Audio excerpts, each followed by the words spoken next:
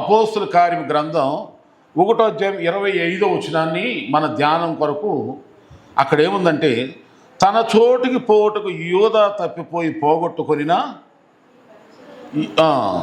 ఈ పరిచర్యలోను అపోస్తులత్వంలో పాలు పొందుటకు వీరిద్దరిలో నీవు ఏర్పరచుకున్న వారిని కనపరచమనిరి అని ఈ యేసు ప్రభు చనిపోయి తిరిగి లేచి ఆరోహణుడు అయిపోయిన తర్వాత వీరందరూ కూడా, మిగతా శిష్యులందరూ కూడా ఆ ఉన్న 11 మంది 12వ వ్యక్తి లేడు, తప్పిపోయాడు, యూదా ఇస్కరియోతు తన చోటుకి వెళ్ళిపోయాడు, సైతాన్ ఎక్కడ నిర్ణయించిందో తనకి ఆ చోటుకి వెళ్ళిపోయాడు, ఇప్పుడు ఎట్లా ఎవరిని నిర్ణయిద్దామని చెప్పి ఆలోచిస్తూ ప్రార్థనాపూర్వంగా చిట్టీలేస్తే మత్తయి అనే ఆయన మీదకి వచ్చింది. అట్లా అయింది.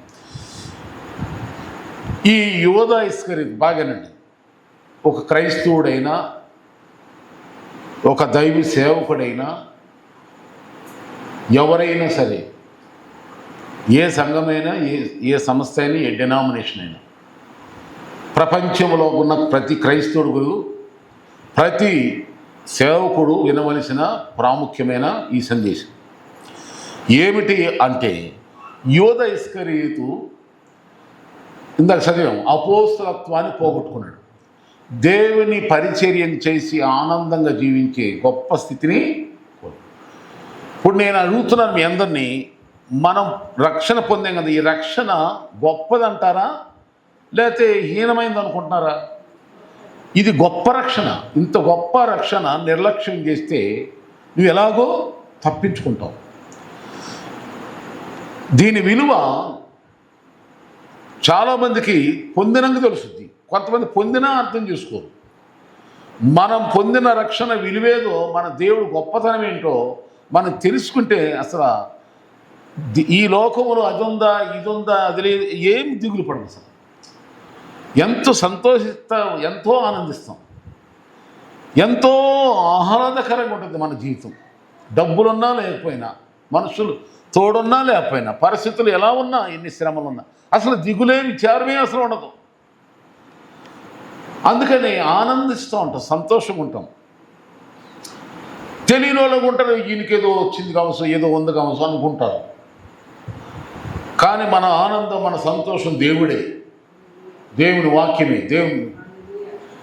సరే, ఈ యూదా ఇస్కరియోతు ఇంత మంచి ఉన్నత ఆహ్లాదకరమైన ఆ గొప్పతనాన్ని కోల్పోయాడు. అలాగే నేటి దినాల్లో చాలామంది విశ్వాసులు బాప్తిసం పొంది రక్షణ పొంది చర్చకు వచ్చి తెలిసి కూడా చాలామంది కోల్పోతారు. సేవకులు కూడా ఉన్నారు ఈ లిస్టులో. ఎందుకు కోల్పోతారు? కారణం ఏంటంటే, చూడండి, వాళ్ళలో ప్రవేశించేది మొట్టమొదటిగా ఎవరంటే, చూడండి, యోహాను సువార్తలోని 6వ అధ్యాయము 70వ వచనంలో కంటే ముందు 13:2 వచనం. ఇప్పుడు యోహాను సువార్తలోని 13:2లో ఉంది. చూడండి, 13వ అధ్యాయం 2లో ఉంది. అక్కడ ఏమని ఉంటుందంటే, వారు భోజనము చేయుచుండగా ఆయనను అప్పగింపవలని సీమోను కుమారుడుగా ఇస్కరియోతు యోధా హృదయములో అపవాది ఇంతకు ముందు ఆలోచన అదే. అందుకని యేసుప్రభు ఆరోగ్యం యోహాను సువార్త 70 వచనం అంటాడు, మీ 12 మందిలో మీలో ఒకడు సాతాను అంటాడు. సాతాను అంటే యేసుతో తిరుగుతూనే, యేసుతో ఉంటూనే సాతాను ఆయన శిష్యుల్లోనే ఒకడు సాతానులుగా అలాగ ఉన్నాడన్న సంగతి అది చెప్పుకుంటుంటేనే భయం వేస్తుంది. చూడండి,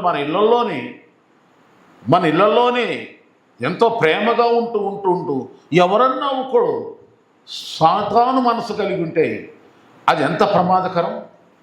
ఒక విషపు పురుగుని, పామును పెంచుకున్నట్టే కదా.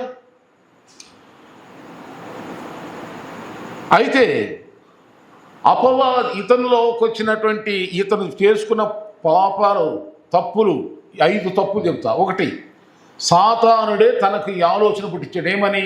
యేసుని పట్టించు, యేసును పట్టించాలనే ఆలోచన.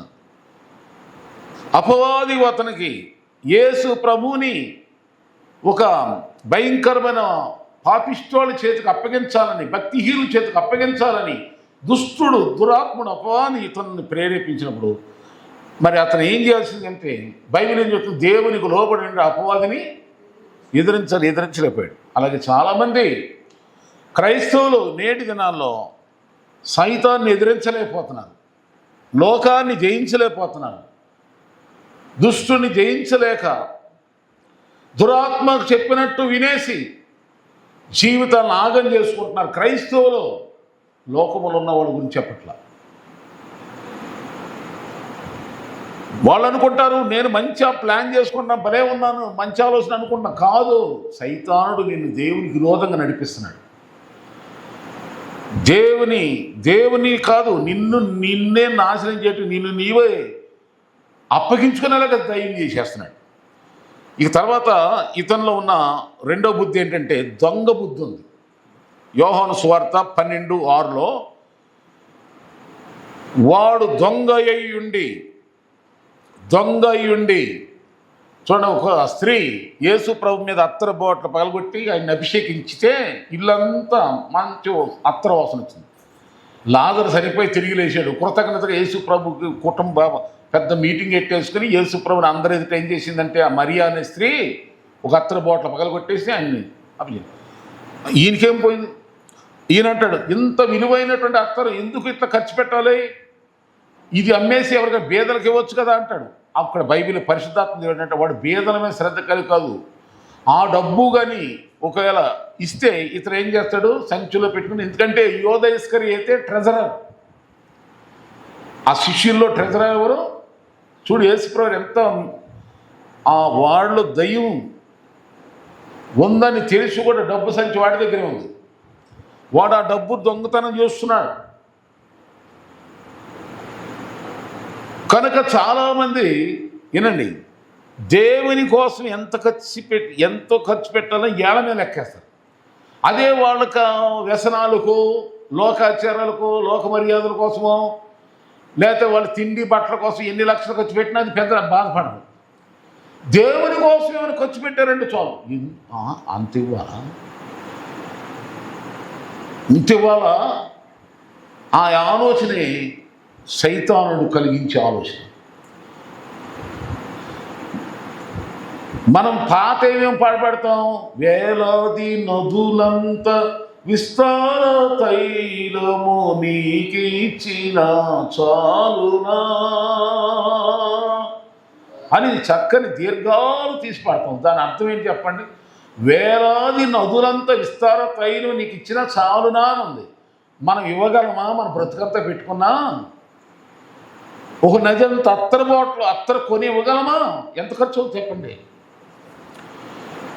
ఒక కేజీ, ఒక లీటరు అత్తర బాటిల్ కొనగలమా? మనం కొంటాం కానీ ఒక్కసారి కొనలేము. ఆమె కానీ అంత నదులంతా, సముద్రం అంతా అందుకని అంటే దాని అర్థం ఏంటి, మనం ఎంత ఇచ్చినా ఇంకా ఆయనకి రుణస్తులమి అన్నట్టు ఉండాలి. కానీ యోధేశ్వరి అంటే ఎందుకు ఖర్చు పెట్టారు యేసుప్రభుకి? కనుక యేసుప్రభు అంటే ఈమె జోలికి వెళ్ళమాకండి, పేదలు ఎల్లప్పుడూ మీతో ఉంటారు, ఈమె నన్ను అభిషేకించిందని చెప్పి యేసుప్రభు అడ్డగిస్తాడు. అంటే యోధ దేవుని సొమ్ము దొంగిలించే వ్యక్తి. ఇప్పుడున్న క్రైస్తవులు దేవుని సొమ్మును ఎలా దొంగిలిస్తాం చెప్పండి. మనం మీకు అర్థమై ఉంటుంది ఎట్లా మనం ఎలా దొంగిలిస్తాం. దేవుని మానవుడి దగ్గర ఎవడైనా దొంగతనం చేస్తాడు, కానీ మీరు నా దగ్గరే దొంగతనం చేస్తున్నారంటాడు దేవుడు. ఎట్లా దొంగతనం చేస్తున్నాం అంటే, నాకు ఇవ్వాల్సినవి మీరు ఇవ్వక. మలాకి గ్రంథం 3వ అధ్యాయం అక్కడ ఉంది, 10వ వచనం. ఆ అధ్యాయంలో ఉంటుంది ఇదంతా. ఆయనకి ఇవ్వాల్సిన ఘనత, ఆయనకి ఇవ్వాల్సిన టైం, ఆయనకి ఇవ్వాల్సిన టాలెంట్, ఆయన దగ్గర కాల్చవలసిన కన్నీటి ప్రార్థనలు ఇవ్వకుండా దొంగిలిస్తున్నాం. అది ఆయనలో ఉన్న బుద్ధి. తర్వాత ఇతనికి మత్తయి సువార్త 26వ అధ్యాయంలో మనం చూస్తే 15వ వచనంలో మత్తయి సువార్త 26:15 ఏమవుతుందంటే, ఈయనకున్న మరో బుద్ధి ఏంటంటే 30 వెండి నాణెములకు యేసుప్రభుని అమ్మేసుకున్నాడు. అంటే ఇతను ధనాశపరుడు, దొంగ, తర్వాత ధన ఆశ. ధనమే సంపాదించుకోవటం ముఖ్యంగాని అతను చేసే దుర్మార్గ పని ఏంటి ఎవరికి అతను ఆలోచించలేకపోతున్నాడు. చివరిగా యేసు ప్రభువారు చూడండి, ఇంకా ఈ 4వ పాయింట్ ఇది నేను చెప్పేది ఏంటంటే, అపోస్తలుల కార్యం 16లో మనం చూస్తే అక్కడ ఏముంటుందంటే యేసును పట్టుకోవటానికి త్రోవ చూపించాడంట. యేసును పట్టుకోవటానికి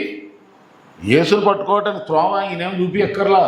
యేసు ప్రవేశితంగా ఉన్నాడు. ఆయన వచ్చింది ఎందుకు చెప్పండి? మనందరి కోసం. కానీ పాపం కట్టుకుంటున్నాడు అనవసరం. ఆమేన్. చివరిగా వాడు ఎలాంటి వాడంటే చూడండి, లూకా సువార్త 6:16 అతను ఉన్న ద్రోహి దైవద్రోహి 6:16 ఉంది. ద్రోహి ఇస్కరియోతు యోధా. లూకా సువార్త 6:16 ఉంటుంది. కొంతమంది శిష్యుల పేర్లు రాస్తే అక్కడ రాయబడ్డాడు. కనుక అలాంటి వాడు ఏమైపోయాడు? అపోస్తుల కార్యం 1:18 చూస్తే ఈ యోధ ద్రోహం వల్ల సంపాదించిన రోకలనిచ్చి ఒక పొలం అన్నాడు. అతడు తల కిందుగా పడి నడిమికి బద్దలైనందున అతని పేగులన్నీ బయటకు వచ్చిన. ద్రోహి అంటే నమ్మక ద్రోహం, వెన్నుపోటుదారుడు, అపకారం తలపెట్టే వ్యక్తి. కనుక కొన్ని ద్రోహం చేసే వాళ్ళని కొంతమంది పేర్లు మీకు తెలిస్తే అర్థమైపోద్ది. చూడండి, దైవద్రోహితం, కొంతమంది దేశ ద్రోహులు ఉంటారు, కొంతమంది రాజద్రోహులు ఉంటారు, కొంతమంది వ్యక్తిగత ద్రోహులు ఉంటారు, మరికొంత సమాజానికి ద్రోహం చేసేవాళ్ళు ఉంటారు, మరికొందరు సంఘానికి ద్రోహాలు, చర్చికి మందిరానికే, దేవునికి ద్రోహం, దేవుని పరిచయకి ద్రోహం. కనుక ఈ ద్రోహాలు మరి ఎంతకాలం పనిచేసినాయి అంటే ఎంతో కాలం పనిచేయలేదు. 38 రోగాలు అతను పెట్టుకోగానే అతనిలోనే సైతానుడు వాడుకున్నాడు. అప్పటి వరకు యేసును అప్పగించే వరకు. తర్వాత సైతానుడు ఎక్కిరిస్తున్నాడు. అప్పుడు అతను భరించలేక పాప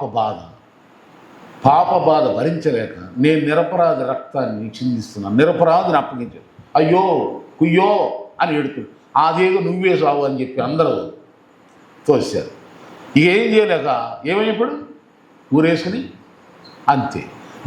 ద్రోహులు వాళ్ళు ఏ ద్రోహము చేసేవారైనా, ఎవరికైనా, వ్యక్తిగత ద్రోహుల, దేశ ద్రోహుల, రాజద్రోహుల, సంఘానికి ద్రోహుల, సమాజానికి ద్రోహుల, ఏ ద్రోహి అయినా సరే అంతే. అలాంటి వాళ్ళకి అదే గతి పట్టుతుంది.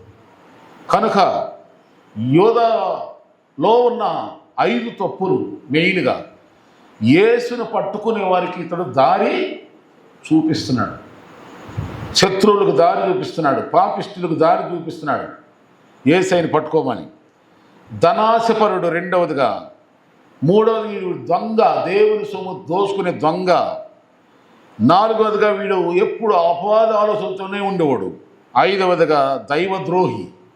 కనుక ఈ 5 గుణాల ద్వారా అతడు తప్పిపోయాడు, తన గొప్పతనాన్ని కోల్పోయాడు, దేవుడిచ్చిన స్థితిని దిగజార్చుకున్నాడు. ప్రపంచం అంతా కూడా అప్పటి నుండి ఇప్పటి వరకు కూడా అతని పేరు చెప్తే వాళ్ళందరూ అసహించుకుంటారు. ఇస్కరియోతు యోధా అని ఎవరన్నా పేరు పెట్టుకుంటారా? ఎవరు పెట్టుకోరు. అందరు నోట ద్రోహి, శాపమైన, అందరు అసహించుకునే విధమైన బ్రతుకు. కనుక అట్లా శపించబడిపోయింది తన జీవితం. అందుకని బ్రతిమలాడి చెప్తున్నాను అందరికీ, మీకు ఇంకా ఈ ఆన్లైన్ వినేవాళ్ళకి, ఇంకా మన సంఘ బిడ్డలకి, ఇంకా అందరికీ, క్రైస్తవులకి, సేవకులకి, ద్రోహులుగా ఉండు మాకు. యోధ ఇస్కరియోతులోని 5 రకాలైన బుద్ధులు ఎవరిలోనూ ఉండకూడదు. మనకు విరోధమైన ఒకరు మనతో మాట్లాడిన క్రైస్తవులు ఎవరైనా సరే వాళ్ళకు కూడా ఉండొద్దు. వాళ్ళు ఈ విధంగా నాశనం కావద్దు. దేవుని స్తోత్రం. అందరూ రక్షణ పొందాలి. అందరూ దైవద్రోహులు కాకుండా దేవునికి ఇష్టలుగా, దేవునికి మహిమకరంగా జీవిస్తే బైబిల్ చెప్తుంది, యథార్థవంతులకు ఆయన ఏ మేలు చేయకుండా మానడు. కనుక యథార్థంగా దేవుని లోబడి అంతగా ప్రభువుని ప్రేమించి, అంతగా ప్రేమించి మనకి గొప్ప రక్షణ దయచేశాడు. ఒక్కసారి ధ్యానం చేసుకోండి. మనం పొందిన ఈ రక్షణ ఎంత గొప్పది. యేసు ప్రభువు మన ఎంత ప్రేమ చూపించాడు, మనకి ఎంత నెమ్మది ఇచ్చాడు, మన పాపాలు క్షమించి మనకు నెమ్మది ప్రశాంత జీవితాన్ని దయచేసి ఇంకా మనం తెలుసుకోలేని ఎన్నో మేలును దాశించాడు. అటు పొందుకోవడం చేతకాక దేవుని సనగటం, దేవునికి విరోధంగా జీవించడం, దేవునికి మహిమ లేకుండా బ్రతకటం పద్ధతి కాదు. యూదా ఇస్కరియోతును చూసి తన జీవితాన్ని బట్టి మేలుకొని ఎవరూ కూడా ప్రభు అనుగ్రహించిన మంచి స్థానాన్ని కోల్పోవద్దు అని బతిమలాడుతూ దేవుడు మహిమకరంగా జీవించండి, దేవుడే తగిన కాలంలో తగిన సమయంలో తగిన విధంగా దేవుడు హెచ్చించి దీవిస్తాడు. యోధాలాగా ఉండొద్దు, దేవునికి మహిమార్థమైన బిడ్డలకు జీవిద్దాం. దేవుడు మనందరిని ఆశ్రయించును గాక.